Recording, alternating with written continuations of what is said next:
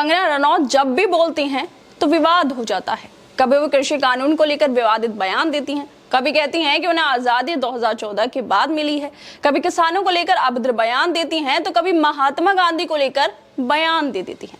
और अब फिर एक बार कंगना के इस बयान की चर्चा हो रही है, वो फिर एक बार सुर्खियों में है, क्योंकि मंडी की सांसद कंगना रनौत ने हिमाचल सरकार पर बड़ा हमला बोला है।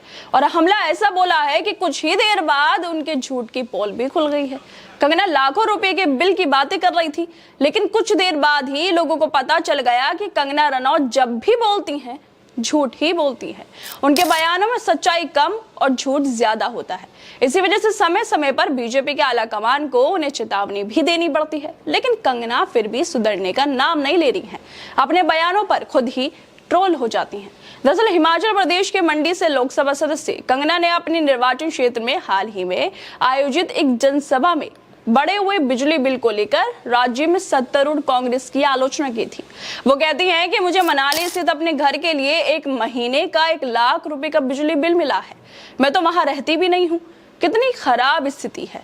कंगना ने ये बयान देकर सोचा होगा कि चलो बहुत दिन हो गए खामोश बैठे हुए, तो कांग्रेस को लेकर ही कोई बयान दे देती हूँ। लेकिन उनको ये बयान देना उल्टा ही पड़ गया है, क्योंकि हिमाचल बिजली बोर्ड ने कंगना की सारी पोल पट्टी खोल दी है। कंगना दावा कर रही थी कि सरकार ने उनसे बिजली की बिल लूट लिया है, लेकिन बिजली बोर्ड ने चुप्पी तोड़ी और कहा कि मैडम ये 1 लाख रुपए का बिल 2 महीने का है, जिसमें आपका पुराना बकाया भी शामिल है। मतलब इन मैडम का पुराना बिल बकाया था और ये कह रही हैं कि 1 लाख रुपए का उनके महीने का बिल आ गया है। जबकि हिमाचल प्रदेश राज्य विद्युत बोर्ड लिमिटेड कंगना के इन दावों को खारिज करते हुए कह रहा है कि जनवरी और फरवरी मिलाकर 90,384 रुपए का बिल आया है, इसमें पुराना बकाया भी शामिल है। कंगना ने सरकार को कोसते हुए पूरा ड्रामा ये कर दिया, लेकिन अब सच सामने आ गया है। खुद ये अपना बिल टाइम पर भरती नहीं है और ठीकरा कांग्रेस पर फोड़ रही है। कांग्रेस को तो कोस लिया, लेकिन खुद का बिल चुकाने की बात आई तो पीछे हट गई। कंगना रनौत की बिजली बिल वाली कहानी जो शुरू हुई सरकार पर हमले से और अब खत्म हुई है खुद की किरकिरी पर, जैसा हमेशा होता ही है।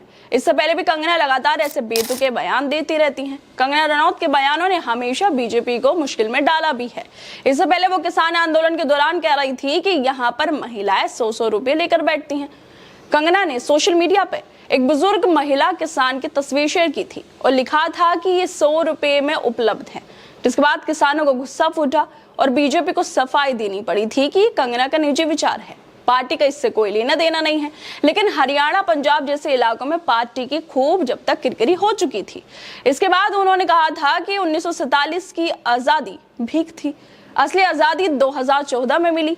जो असली आजादी थी वो 2014 में उन्हें मिली थी, जब मोदी जी सत्ता में आए। इस बयान के बाद बीजेपी को फिर से बचाव में उतरना पड़ा था। कंगना लगातार ऐसे बयान देती ही रहती हैं, जिससे उनकी और बीजेपी की किरकिरी हो जाए। सितंबर 2024 में कंगना ने कहा था कि तीनों कृषि कानून जिन्हें किसानों के विरोध के बाद वापस ले लिया था, उन्हें फिर से लागू करना चाहिए।